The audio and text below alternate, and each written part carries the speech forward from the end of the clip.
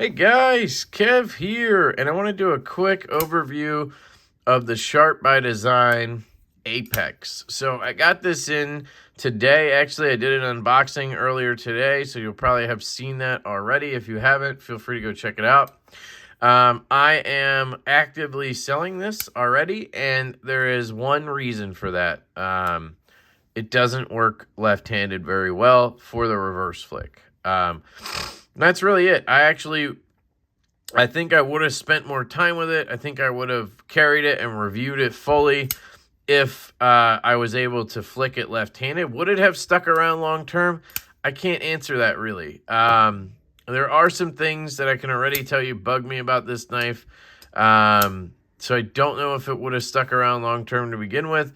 But I definitely would have had a little bit more time with it, and I would have given you guys a full review. But I'm definitely calling this an overview. But it's a cool knife. I'm glad I pre-ordered one. And yeah, so let's do a quick comparison to the Mini Tempest, which is the other Sharp by Design that came out this year. And this is a knife that I absolutely adore. It's one of my Knife of the Year candidates for sure. It has not left my collection, which is impressive considering I basically sell everything. So here is the Mini Tempest Mini. It's 3.5-inch knife. This is right around the same. So there you go. It's a little bit bigger in the handle on the Apex. You can front flip this one out. This one came in a flipper version and a front flipper version. And then it came in this Tanto, and it came in a drop point. It also had, I believe, versions in Damasteel. I don't know if there was hand satin or other stuff. And then you could get red or blue aluminum inlays, and I'll talk about that in a second. But there's your size comparison. Blade length is just a little bit longer, so I'm going to go ahead and call it 3.6 on this guy, 3.5 on this guy, so that's why the handle is slightly longer. Brian Nadeau always does a great job with blade to handle ratio. One thing I want to note about the Mini Tempest is you see how it's a bolster lock, and part of the frame is exposed, but the way the ergos work and everything, you get into that fuller, and left-handed, you just aren't putting pressure on that lock bar, and I am able to dig in and fire it out no problem. And that is one of the reasons I love that knife. On the Apex here, it's just not the same thing. The way they brought this bolster up, or this inlay up, a lot of the frame lock is exposed. So what happens is you're putting pressure onto that lock bar. Yes, I could kind of try to lean back and I can flick it, but my natural grip is to pick it up like this, and and I have to like gun it out, muscle it out. You can see the tip breaking through, and I just, and I gotta lower and it's just not natural at all. So, I could put my finger up on the pivot, so if you're left-handed, you love the design, you're one of those people that actually can get past things like not being able to reverse flick your knife, then sure, you know what I mean? Have at it. But I just can't, I'm just not one of those people. The flipper tab, they did a lot better on this one, in my opinion, compared to previous models. They knocked this corner down a lot, I think, because I remember it being sharp and pokey and annoying me, and now it's perfect. It feels fantastic. You get a decent enough grip on it. It kind of has a little swell to it, so it kind of catches your finger. The detent is absolutely perfect on this. It's one of the reasons I got the flipper version, because I knew they would probably dial the detent up a little bit more. There's some kind of black gook there. I really want to get that off.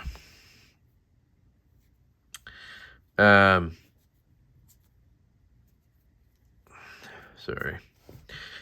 So, yeah, they dialed the detent, and that's why I got the flipper, because I was like, that's going to be perfect for the whole deployment. It'll be snappier, right? Maybe, just maybe, I made a mistake there, and I should have got the front flipper, because they might have went lighter on the detent, and then this lock bar thing would be less of an issue. You can see here, it's doable, right?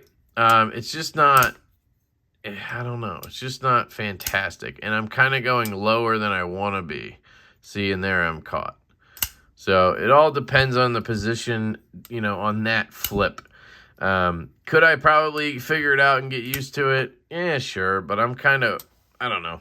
for some reason, I'm not like itching to do all that with this knife. So there is more to it than just the lefty thing, why I'm selling it. But yeah, I think it's a pretty good looking knife. I did think the inlays looked absolutely hideous in pictures and renders and shit. This is blue aluminum or red aluminum you can get. And the reason he did that is, as you can see, they're screwed in. There's screws under here, and they're screwed in. And I think he did that. I don't know why he did it exactly. Instead of doing inlays that are glued in, epoxied in, like fat carbon and stuff like he did on the Mini Tempest. You can see these are epoxied in. I don't think there's any screws in there, which is fine with me. But for some reason, he wanted them screwed in on this one. And he didn't feel comfortable doing that with fat carbon. So he went with a metal, and that's why he went with aluminum, because it made the most sense, I guess. They did a great job. In person, it looks way better than the pictures. I can tell you that. I don't love the speed hole. I just think it kind of, I don't know. You can see the blade in there. It's just, it doesn't do it for me. The clip being along this side here makes sense because of the window cutout. But again, it just looks kind of hideous to me. I didn't even try it. I can go ahead and assume it's tight because that's usually how his knives are. We can check. Yep, it's really tight. That's just kind of how his knives are. And they're always a little pokey at the end here. It's just a Brian Nadeau Sharp by Design thing. And he sticks with this clip and that tension and whatever. People love it. I honestly, my Mini Tempest is perfect. The clip works absolutely fantastic. Yeah, it's a little sharp on the end, but I don't go grabbing it or anything, so it's fine. Just something to note. It is held in by one screw from the outside. Would be cool if it was internal, but you know, I don't really care. It's a clamshell design. You can see that seam right there. It's got these sort of ridges along the back here, very interesting looking. Dead nut centered. It does seem a little bit thick. But it's also very nicely contoured. So let's just see how thick it is. 0.56, but that's to the widest point. And then you have the contouring. So that's pretty good in my opinion. And back here, it just looks fatter for some reason, but it slims out. The ergonomics for me are not fantastic. It feels like the handle's really small. It's just kind of how it feels to me. Like my hand is wanting to just slide off the back. It doesn't have anything that really like holds me in place. And that's what I love about the Mini Tempest. It's turning into sort of a comparison. But the Mini Tempest has a swell, and then it bulges here, and it just melts into your hand. This knife has some of the best ergonomics of any knife that I've ever held. The Apex here just doesn't have that. It just feels small. It feels like my hand is slipping out. And then you have the speed holes everywhere and stuff, and then the clip is here, and it's left-handed. It's uncomfortable because I'm on that clip because it's all the way over to this side. I feel that poke. Right-handed, I feel that poke in my palm. Right in the center of the palm, you can see it already put a little indent there. It's okay. Like, it's not like the worst ergonomics, but after this, I don't know. I just expected more, I guess. I don't know. I sound like I'm complaining. It's not really that big of a deal, but yeah, I just wanted to point it out. Don't love the ergonomics. You obviously have this flipper tab here. If you had the front flipper, you wouldn't. So I don't know if you'd have kind of a choil situation, which this feels good. So maybe going with the front flipper, you have a choil, but I don't know how close you could really get. I don't know if this is any different. So you might still be just stuck back here. But if you could choke up like this, it would be pretty comfortable. The Tanto is absolutely beautiful. You have this belt satin all over the place. This hole is absolutely stunning. This feels like a hollow grind. I don't know if it really is, but it feels like one. This is a compound grind. Obviously, it's a flat up here. Pretty sure it's a hollow back here, nice and thin, feels good. I can almost guarantee it's M390. The carry, we didn't really talk about cutting. We can't really talk about because I didn't cut anything with it. Literally has just been in the box. I unboxed it, put it back in the box, took it back out of the box, flicked it around a few times. So Yeah, sounds are, you know, Brian Nadeau. You get that double click. Absolutely love the double click. I don't know if you can hear it, but when the detent pops out and then when it locks up, it's just beautiful. It's kind of like the whole haptic sounds. I absolutely love it. The action. So again, left-handed, not the best because you just can't. It's hard to flick. But the flipper tab's good. The D10 is absolutely, I mean, sticky good, perfect. His nub system is fantastic. So right-handed, you have that flipper tab, great. You have the reverse flick, really good, lines up. The hole is fantastic. Hang on to the clip or the frame, however you want to do it, and oof, she pops. It's really, really fun right-handed, guys, I gotta say.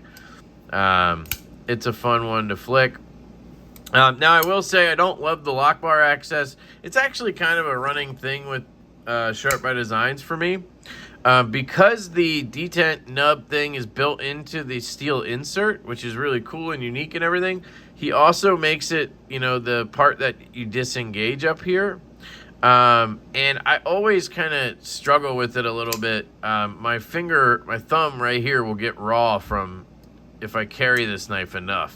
If I flick this knife enough, it'll kind of get raw from using the corner of my thumb. And this one kind of accentuates that because of the way this frame is really curvy and everything, and it's not cut back a ton, which I think makes sense because if you cut it back too far, I think it would cause problems. But you kind of end up just like jamming your thumb in there, and then you have this flipper tab that kind of hits you right away. Now, luckily, because of the detent system, you're off the detent immediately. So you're not going to like have it double clutch or anything, right? But you also have to like shake it to get it to kind of come down. Now I can tell you already the action's breaking in. Like it's a very smooth shake shut at this point. And the more somebody plays with this, the more it's going to break in. It's one of the cool things about his knives is they just continue to break in more than any other knives I've had. But, you know, you'll see once you get it past that point, so smooth and buttery. I'm sure if I took this apart, put skiffs in it and kind of, you know, did my tuning kind of thing to it, I could get this to essentially drop shut. You can see there, I will get it to swing past sometimes. But you kind of have to get it lower than the insert. You kind of have to be like down here. And then, you see that? It's actually pretty comfortable to do that. But it's just weird that it's off the insert. So it's not really intuitive. You know what I mean? And I'm guessing if you got the front flipper, this would be less of an issue. You'd probably just do this and it would come right down, right? So I think, having now had this and handled it, I would go back if I could, and I would order the front flipper in the Tanto. So I would keep everything the same, but I would get the front flipper because possibly slightly lighter detent could mean no issue left-handed, and disengaging I think would be a lot more fun. But overall, it's a fantastic knife. Brian Nadeau comes through again. This on pre-order, guys, was $350. This is a $350 knife. I am seeing just crazy prices lately. I get it. The $350 price, I totally understand. Now, having gone through it all with the stout and learning everything, $350 is fair, guys. I know it seems like a lot of money, but everything you have to do, and then after you do it, with warranty stuff and packages getting lost and people having issues that maybe aren't issues, and like you're just doing a lot of work, right? There's a lot of man hours that go into it after you even deliver the knives, right? So I get why the $350 price point, but you know, $500 for like just basic production knives at this point, I'm seeing that a lot now. It's a little bit crazy. When Brian Nadeau, who's like a beast, right? I mean, look at this knife. Just look at all the chamfering. The details is what I always say about Brian Nadeau. And he priced it at $350 on pre-order. That literally just says everything to me. So The price is great. No fucking argument at all about the price. You know, and overall, the knife is absolutely excellent. Riot made these, and they killed it. Everything is dialed in perfectly. Cannot complain about that. So it really just comes down to the design for me, personally. And it's not for me. And that's it. Maybe this one's for you, right? So that's it. That's the Brian Nadeau Sharp by Design Apex. Really, really cool knife. I'm a big fan. And yeah, it's going to get moved along, obviously, but not because it's not a good knife. I want to make that clear. And to anybody who thinks these inlays look like shit in pictures, they do. In person, they're flawlessly executed. It's a darker color in person. In the pictures and stuff, it looks like kind of a lighter blue. And I'm guessing the red as well is going to be a little bit darker in person. And it's just executed so well. I don't know why I doubted it, but I did. And I regret that because it is fantastic when it comes to that. But yeah, that's it. Let me know what you guys think. I absolutely love you guys. I hope you have an absolutely fantastic day. And I will catch you later.